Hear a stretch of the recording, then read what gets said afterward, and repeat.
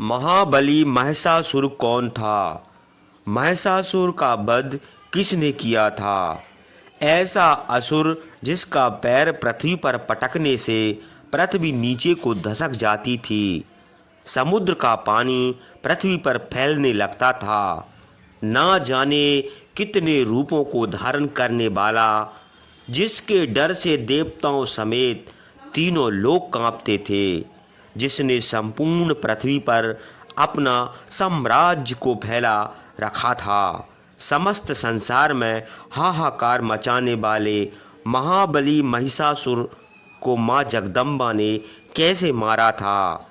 तो भक्तों, हम इस कथा में माँ जगदम्बा ने महिषासुर का वध कैसे किया था, तो हम माता जगदम्बा और महिषासुर के महाभयानक युद्ध की कथा का वर्णन करते हैं। तो वीडियो को अंत तक श्रवण कीजिए।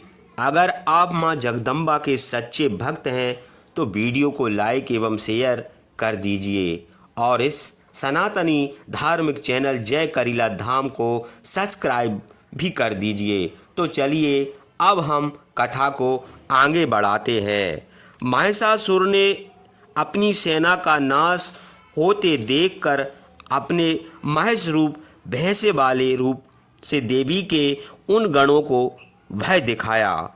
कुछ गणों को थूथन से मार मार कर और कितनों को खुर पैर चला चला कर और कितनों को पूंछ से मार मार कर और कितनों को दोनों सींगों से कष्ट पहुंचाने लगा। उस असुर महिषासुर ने कितनों को वेगपूर्वक दौड़ और भयंकर हुंकार से और औरों को अपनी श्वास की वायु से पृथ्वी पर गिरा दिया। इस प्रकार देवी के गणों की सेना को पृथ्वी पर गिराकर वह असुर महिषासुर देवी के वाहन सिंह को मारने के लिए दौड़ा। तब अंबिका देवी ने भयंकर क्रोध किया। वह महाबली महिषासुर भी क्रोध से आग बबूला हो खुरों से पृथ्वी खोदने लगा और सींगों से ऊंचे ऊंचे पहाड़ों को फेंकने लगा और भयंकर गर्जना करने लगा। उसके वेगपूर्ण पैतरे के कारण वहाँ की पृथ्वी दुखी हो फट गई और पूंछ के हिलाने से दुखी होकर समुद्र संपूर्ण पृथ्वी पर फैलने लगा। उसके सींग के हिलाने से बादलों का समूह टुकड़े टुकड़े हो गए और ऊपर फेंके गए पर्वत उसकी श्वास रूपी वायु से टुकड़े टुकड़े होकर आकाश से पृथ्वी पर गिरे। इस प्रकार क्रोध अग्नि से जलते हुए महिषासुर को आते देखकर चंडिका देवी ने उसके वध के लिए क्रोध किया। देवी ने पास फेंक कर उस महादैत्य महिषासुर को बांध लिया।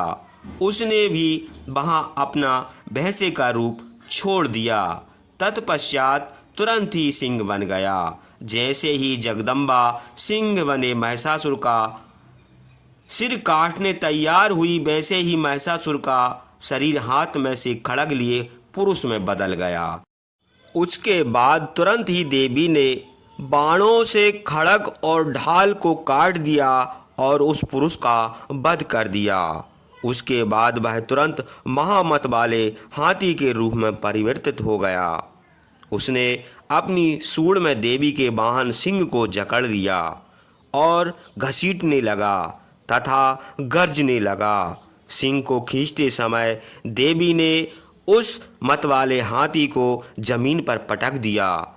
उसके बाद फिर भी उस महिषासुर ने भैंसे का रूप धार लिया और पहले की तरह तीनों लोगों के चर अचर सभी को भयभीत कर दिया।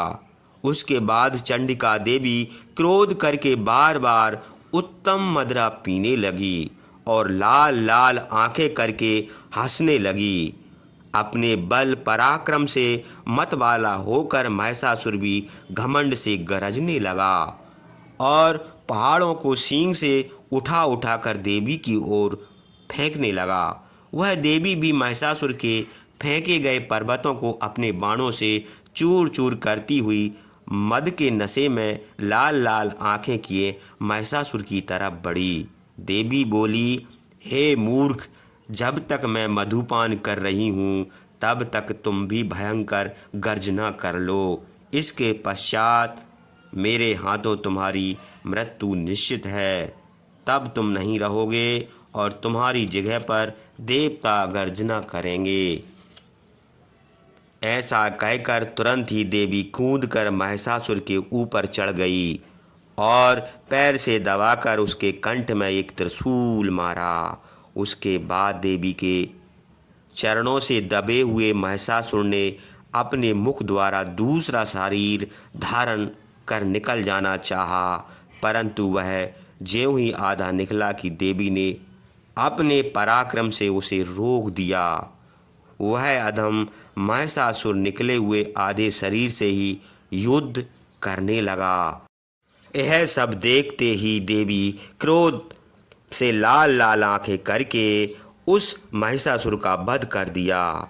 जब महिषासुर के मर जाने पर उसकी सेना हाहाकार करती हुई भाग चली और सभी देवता लोग अत्यंत प्रसन्न हुए।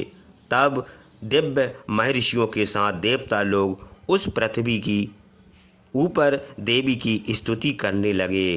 गंधर्व लोग गान करने लगे तथा अप्सराएं नाचने लगीं और देवी के हाथों अत्यंत पराक्रमी दुराचारी देव पीड़क तथा दुष्ट महिषासुर और उसकी विशाल सेना के मारे जाने पर अत्यधिक हर्ष के कारण पुलकित हो इंद्र आदि देवता कृतज्ञ बस नतमस्तक होकर देवी को श्रद्धापूर्वक प्रणाम करते हुए उच्चतम वचनों द्वारा उनकी स्तुति वंदना करने लगे। सभी देवताओं की शक्ति समूह की एकमात्र मूर्ति और संसार के प्रति प्राणी को आत्मशक्ति जिसे यह विश्व स्थित है, उस संपूर्ण देवता और महर्षियों के पूज्य देवी को हम लोग भक्तिपूर्वक नमस्कार करते हैं। यह देवी हम लोगों का कल्याण करे। जिस देवी के अतुलनीय प्रभाव वर्णन में भगवान विष्णु, ब्रह्मा और शिव भी समर्थ हैं, वह चंडिका देवी संसार की रक्षा करे और हमारे कष्टों को दूर करे। हे देवी, आप पुण्यात्मा के घर लक्ष्मी रूप में, पापियों के घर दरिद्रा के रूप में, निर्मल हृदय वालों के हृदय में सद्बुद्धि के रूप में, सज्जनों तथा अपने निष्ठावान भक्तों के हृदय में श्रद्धा रूप में तथा कुलीन व्यक्तियों के मन में लज्जा रूप में निवास करती हैं।